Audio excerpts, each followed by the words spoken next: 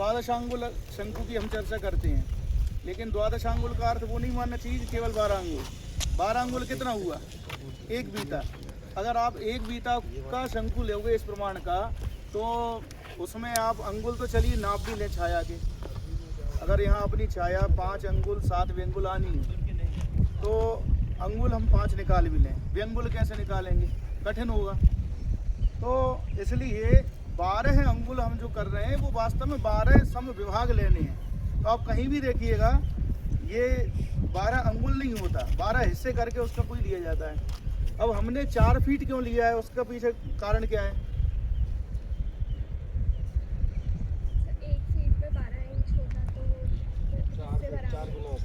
एक फीट में 12 इंच वाली बात हो गई, ठीक है। और इससे ये समझ में आ रहा है कि 4 इंच पे अपना एक अंगुल बनेगा, ठीक है। अब 1 इंच के कितने भाग होते हैं इंची टेप के? 16 होते हैं। तो 4 इंच के भीतर 64 भाग हो जाएंगे, और हमें चाहिए 60वां भाग। तो हमारे बहुत करीब की चीज़ है ये। मतलब जब हमें 60वां हिस्सा चाहिए तो 64 में अनुपात से करेंगे, माइनर कुछ 1-8 पॉइंट का अंतर आएगा। तो इसीलिए अपन ने करा है। तो अब जैसे अपने उदाहरण में 5 अंगुल 7 व्यंगुल पलवा आनी चाहिए, किस आधार पर कि 23 अंश और 7 कला, ये यहाँ का अक्षांश आ रहा है विश्वविद्यालय परिसर का। कई जगह 23-9 पंचांगों में लिखते हैं, 23-11 करके भी चर्चा है। अब चूंकि उज्जैन का विस्तार है तो किसने कहाँ से लिया, तो अपन विश्वविद्यालय में, चूंकि अपन जो मेन उज्जैन है वहाँ से तो काफ़ी दूर आकर के बैठे हैं, तो हमारे यहाँ अक्षांश है 23 अंश और 7 कला। और जब उसके आधार पर हमने पलवा का ज्ञान किया, तो जो 12, 10, 5 वाला जो हमारा फार्मूला है, तो उसके अनुसार गणित से पलवा हमारी बन रही है 5 अंगुल और 7 व्यंगुल, यही बताई थी ना मैंने। हाँ, तो 64 के विभाग में 7 नहीं तो वो 8, 9 ऐसा कुछ बिल्कुल करीब में ही मिलेगा, 8 मिलेगा। और इसके अनुसार अगर करें, चूंकि 4 इंच का 1 अंगुल माना है, तो 5 चौक को 20, तो 20 अंगुल और 8 विभाग, इतना हमें मिल जाए अगर उस समय पर। किस समय करेंगे ये? उज्जैन के स्थानीय मध्यम मध्याह्न पर। 12 यूं तो बच्चों के हैं, लेकिन हमने इस प्रयोग को नहीं किया, क्योंकि ये जो 12 बज रहे हैं वो कहाँ के हैं? IST है किस जगह के?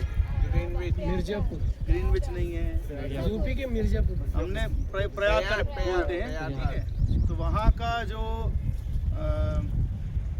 रेखांश है उसके आधार पर उसको मानक माना गया है, लेकिन उज्जैन का मानक रेखांश भिन्न, उज्जैन का रेखांश भिन्न है। अब चूंकि उज्जैन वहाँ से पश्चिम में है, तो स्वाभाविक है वहाँ 12 बज गए, हमारे यहाँ थोड़ी बजे हैं, सूर्य अभी धीरे धीरे आ रहे हैं। अच्छा, ये बताएं कि हम मध्याह्न काल में ये पलवा साधन करते क्यों हैं, और इसी दिन क्यों करते हैं? आज का दिन क्यों कर रहे हैं? और क्या साल में एक ही दिन है?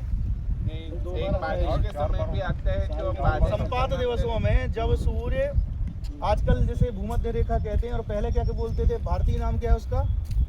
विषुवत रेखा।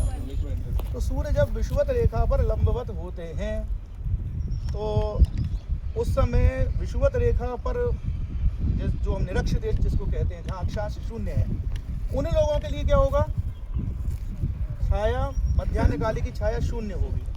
लेकिन हम उससे उत्तर में हैं, तो जितने हम उत्तर में हैं उस हिसाब से मध्याह्न काल में कोई छाया हमारी बनेगी।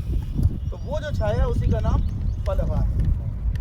और इसका संबंध चूंकि अक्षांश से है, तो पुराने समय में पलवा ज्ञात करके उससे अक्षांश ज्ञात करते थे।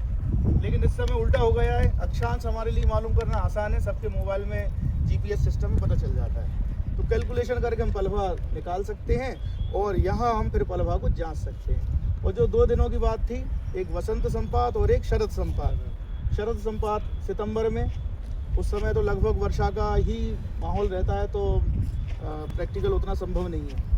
और एक आपने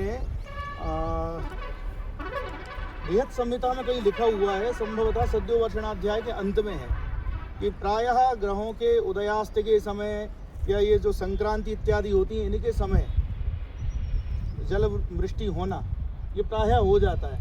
तो आप देख लेना, चाहे निर्यण संक्रांति हो चाहे सायन संक्रांति हो, आज भी सायन संक्रांति है ना, कल दोपहर में क्या माहौल था और रात में क्या माहौल एकदम से बदल गया।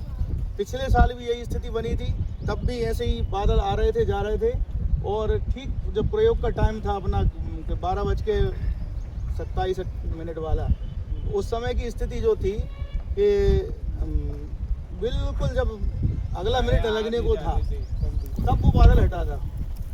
तो आज भी ऐसे ही हो रहा है, हमें नहीं पता कि हमारा प्रयोग कैसा रहेगा। बस ये है कि जब जब दिख रहा है हम अपना परीक्षण करते जाएंगे। अगर उस पर किस्मत अच्छी है, बादल नहीं रहा तो हम जांच लेंगे, और नहीं तो एक हमारा अभ्यास तो हो ही जाएगा।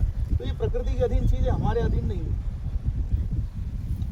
और आज के दिन हम दिशा का गणित भी दिशा का परीक्षण भी करते हैं। वो क्यों? दिशासन क्यों करते हैं? क्योंकि सर एग्जैक्ट उस डिग्री 0 डिग्री पर है ना, तो मतलब इक्वेटर पे 0 डिग्री पर है सूरज। हाँ। और हम कर्क रेखा पर हैं, तो ये कर्क रेखा के वहाँ से जितना भी डिफरेंस है उसका, क्योंकि आज इक्वेटर में है, इसलिए उतनी डिग्री इसलिए उसका जो उदय होगा और अस्त होगा वो दिशा के ठीक मध्य से होगा। अर्थात ठीक मध्य पूर्व से आज सूर्योदय हुआ होगा, और ठीक मध्य पश्चिम में जाकर के वो अस्त होगा।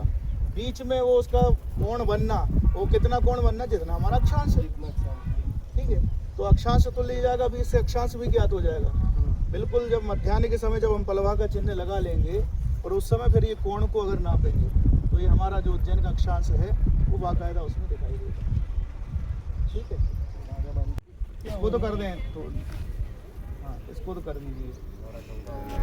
एकचक्रो रथो यस्य दिव्य कनकभूषितः समे भवतु सुप्रीतः पद्महस्तो दिवाकरः। करेक्ट हो गए 15।